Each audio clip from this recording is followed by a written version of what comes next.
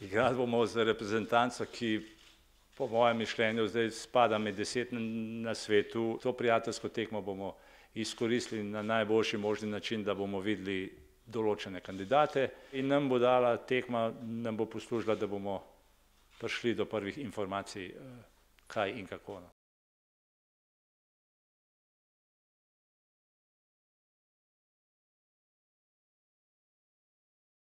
Baze bomo imeli, če se špila v Ljubljani, bomo bili na Brdu. Ko se igra v Mariboru, bomo bili na Ptuju, čeprav je preuranjeno, moram jaz to iti videti pa pogledati, kaj kako je, ampak slišim vse naj.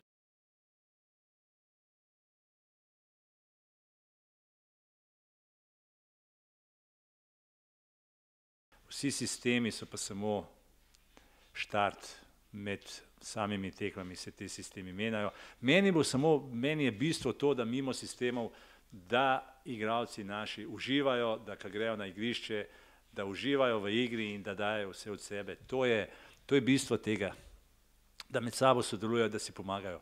Če bo treba, bomo igrali tudi tako, kot je Chelsea zmagal Champions League.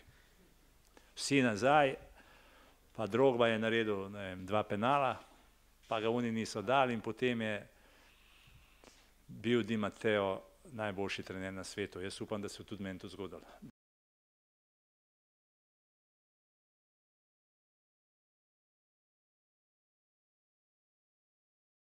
Vsi bojo tempirali, vsi forme, normalno za klub. Tako da ali bo smiselno koga poklicati iz klubov, iz slovenske lige, ki ne bojo optimalni, tudi informacije mi ne bomo dubl pol, kaj so oni zmožni. Tako da to se moram odločiti, se pravim zdaj, da bo 14 dni do prve tekme, bo kar intenzivno, kaj je logično, kar ni. Probamo dati šanso večini igralcev, ki so vsaj v pogonih.